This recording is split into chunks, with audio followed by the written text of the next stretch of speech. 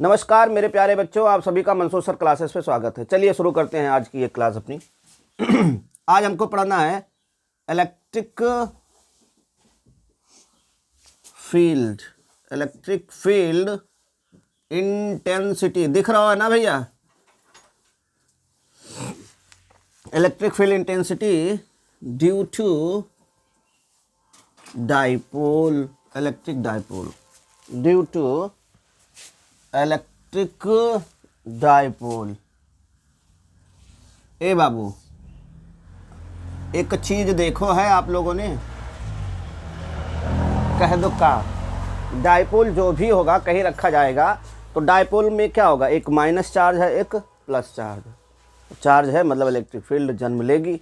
इसीलिए कह रहा है electric field intensity due to electric dipole. वैद्युत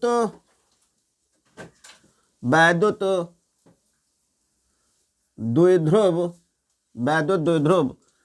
के कारण वैद्युत क्षेत्र की तीव्रता। ठीक भैया? ठीक है ना बाबू? देखो इधर देखो, ध्यान से देखना। ये क्या है? ये डाइपोल है ना। This one is minus charge, this one is plus charge. इधर हो जाएगा ए, इधर हो जाएगा। ये इसका क्या हो गया है? सेंटर है ना भैया? इसमें देखो ध्यान से, एक पॉइंट, एक पोजीशन इधर बनेगा और एक पोजीशन इधर बनेगा। भैया ये क्या है? ये इसकी एक्सिस है। ये क्या है? एक्सियल पोजीशन हो जाएगी। कौन सी पोजीशन? एक्सियल। और ये क्या है? 90 डिग्री पे है। भैया 90 डिग्री पे है कि नहीं है? ये ट्रांसवर्सल या फिर आप परपेंडिकुलर डिस्टेंस पे। ठीक है ना? तो एक अक्षीय स्थिति और इसको बोलते हैं निरक्षीय स्थिति। एक्सियल पोजीशन और ट्रांसवर्सल पोजीशन। डन। दो डायरेक्शन, दो पोजीशन तो हो गई। तीसरी एक ऐसी पोजीशन होती है, यहाँ यहाँ यहाँ यहाँ यहाँ कहीं भी निकाल लेंगे। तो हम कितने प्रकार से इसको करेंगे? 3 टाइप से। एक तो एक्सियल पोजीशन में देखेंगे, दूसरा बिल्कुल डाइपोल के परपेंडिकुलर है, ठीक, और तीसरा कहीं पर भी देख लेंगे। और कहीं पर वाला ठीक है, कहीं पर वाले से चाहे जैसा कराओ। इतनी बात हजम है? यूपी बोर्ड के लिए भर भर के आता है हर बार।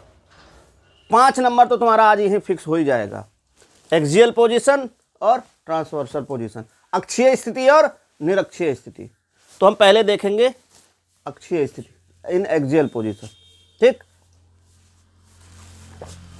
तो देखो भैया, पहला यहां से डालना इन एक्सियल पोजीशन,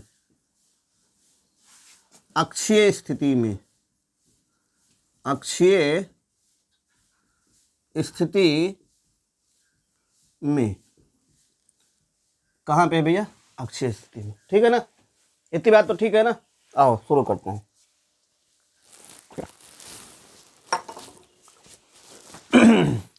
जैसे जैसे मैं बोल रहा हूं ऐसे ऐसे ही लिखना है। जैसे क्या बोल रहा हूं?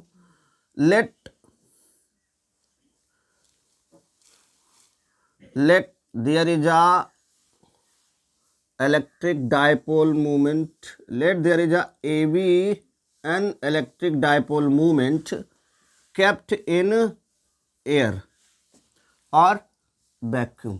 मैंने मान लिया ये एयर में रखा है, या एयर में है या फिर वैक्यूम में। मान लिया ये एयर है, कोई इलेक्ट्रिक डाइपोल मोमेंट रखा हुआ है। O is the centre of the electric dipole movement. जब O सेंटर हुआ तो इलेक्ट्रिक डाइपोल मूवमेंट की लेंथ कितनी होती है भैया? 2L। तो इधर L हो जाएगी और इधर L हो जाएगी। O is the centre of the electric dipole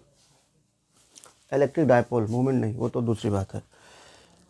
At distance r from the center, at distance r from the center in axial position, at center r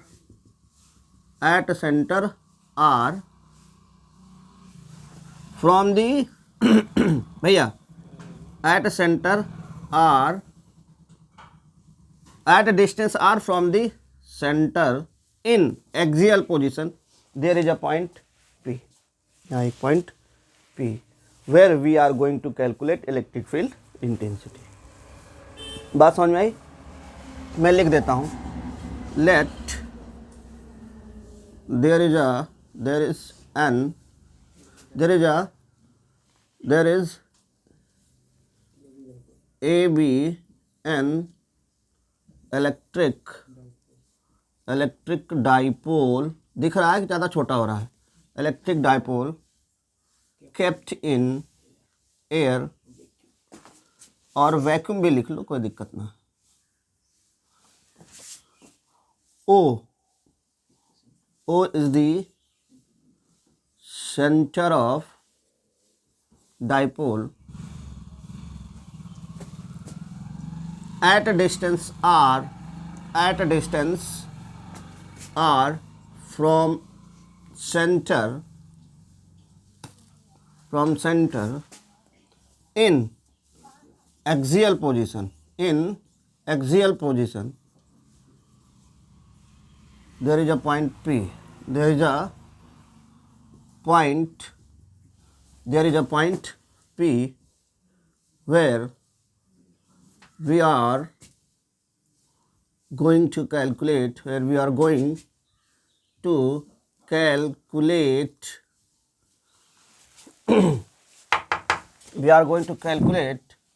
दिख रहा है ना भैया उधर, we are going to calculate electric field intensity। ठीक है ना भैया, ये बात आपको लिखना है। हिंदी में इसे कैसे लिखेंगे, मैं लिख रहा हूं, माना AB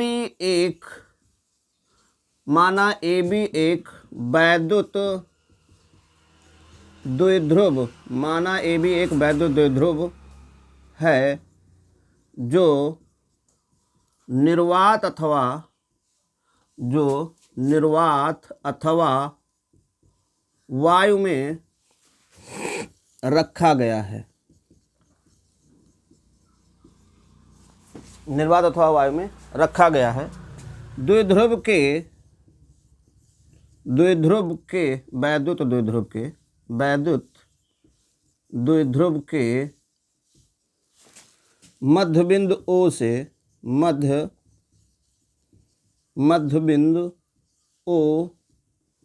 से अक्षीय स्थिति में, जब आप एक्सियल पोजीशन में कर रहे हो ये सारा काम, तो अक्षीय स्थिति या एक्सियल पोजीशन लिखना जरूर ना भूलें। मैं तो कह रहा हूँ यार भूलें हैं ना भूलें, और ऐसा अगर लिख सको तो आप चाहे से हाईलाइट कर देना या अंडरलाइन कर देना।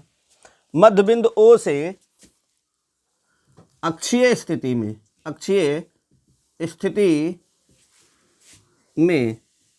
R दूरी पर एक बिंदु क्या है भैया, P है, जहां वैद्युत क्षेत्र की तीव्रता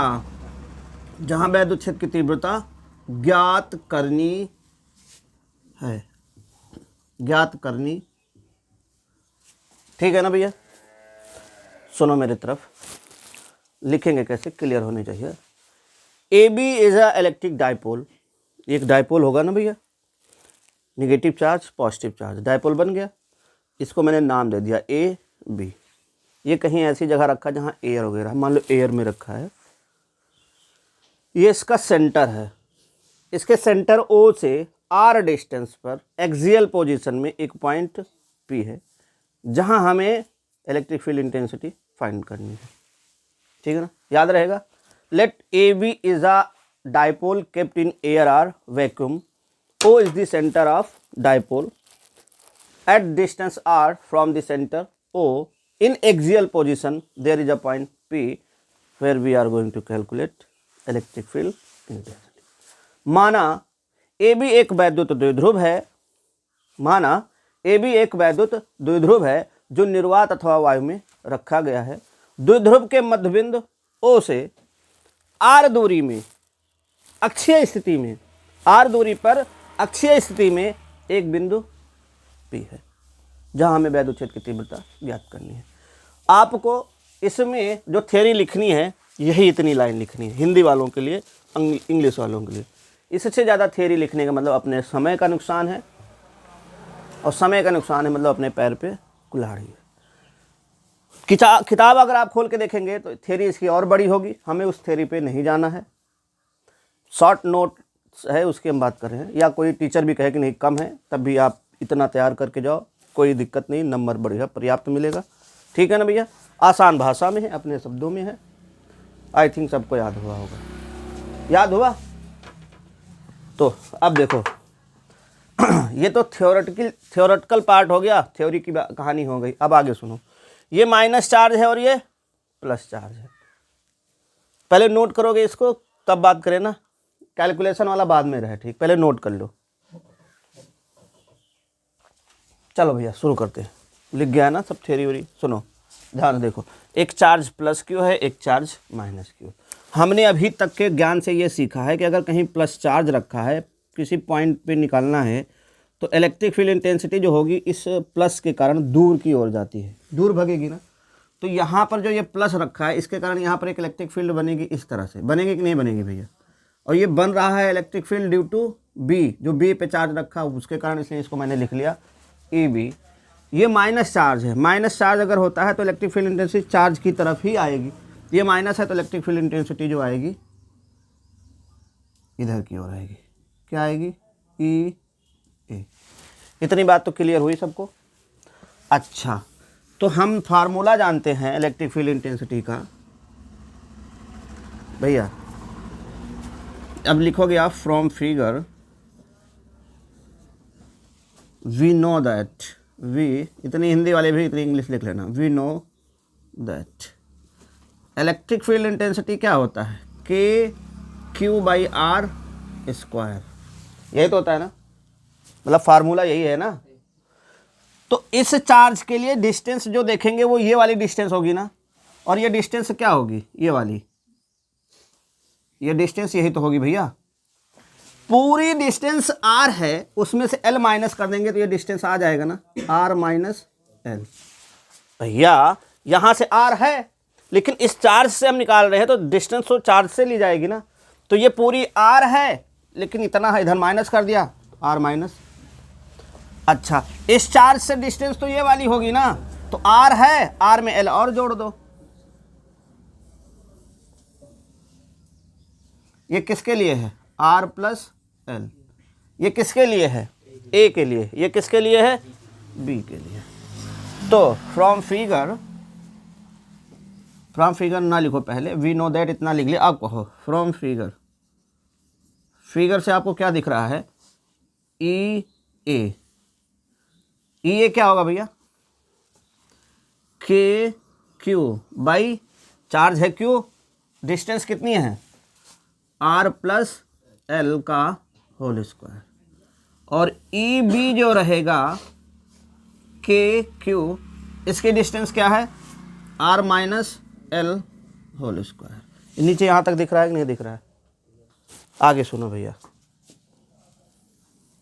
हो यहाँ पर दो इलेक्ट्रिक फील्ड है, एक ई बी है और एक ई ए है। अगर मैं आपसे पूछूं बड़ी कौन सी इलेक्ट्रिक फील्ड होगी तो क्या बताओगे? देखो ध्यान से देखना, ऊपर मान लेते हैं 5 है, ऊपर मान लेते हैं 5 है, दोनों पास 5 के क्यू है, ठीक। यहाँ आर प्लस एल है, आर को मैंने मान लिया 3 है, कितना है? 3। तो 3, एल को मैंने मान लिया 2 है, तो 3 प्लस 2 और यहाँ पे 3 माइनस 2, तो भैया 5 5 5 10, अरे 3 2 5, और दूसरा वाला क्या होगा? 5/3 माइनस 1 मतलब 1।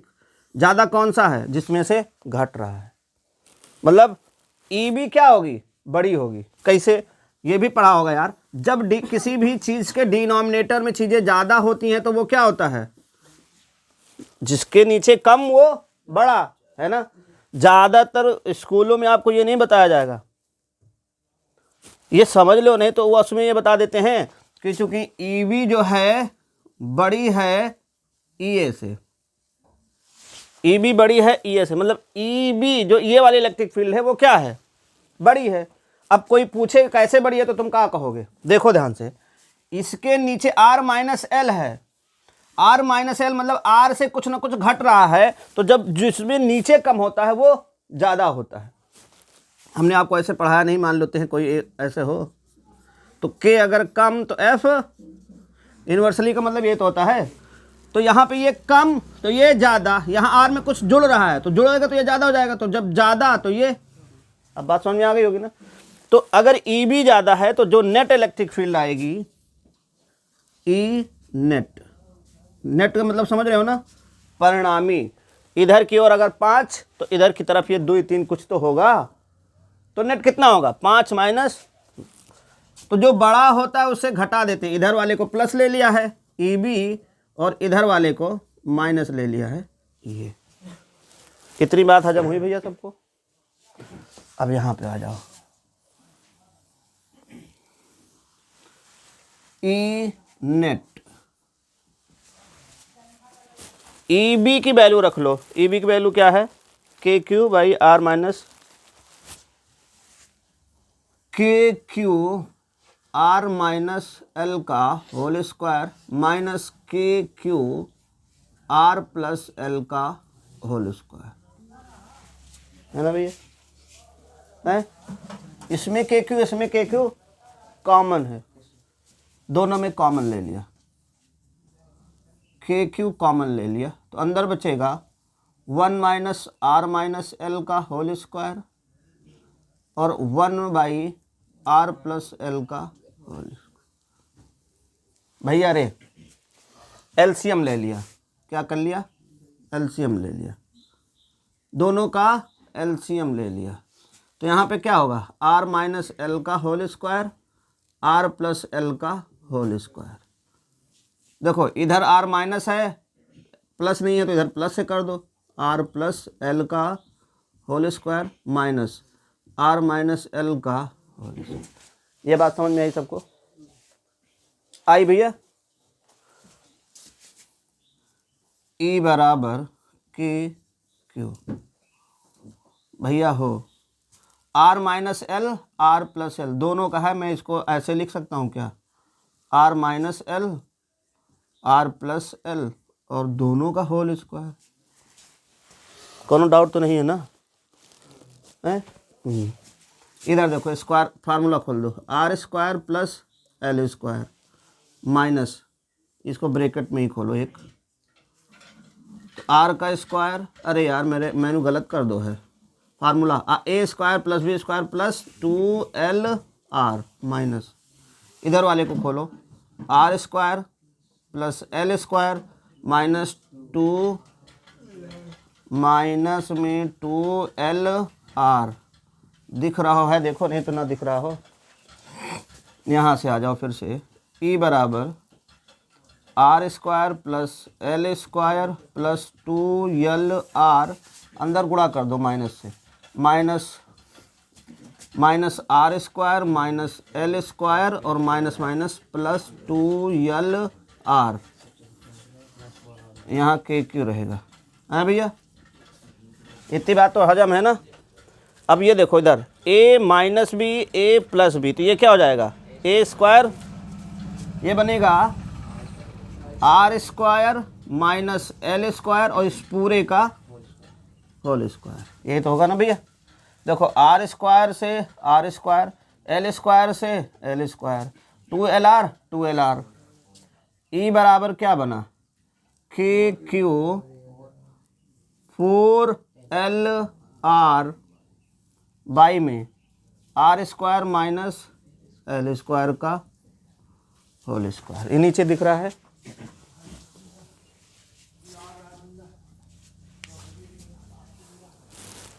इतना नोट करो,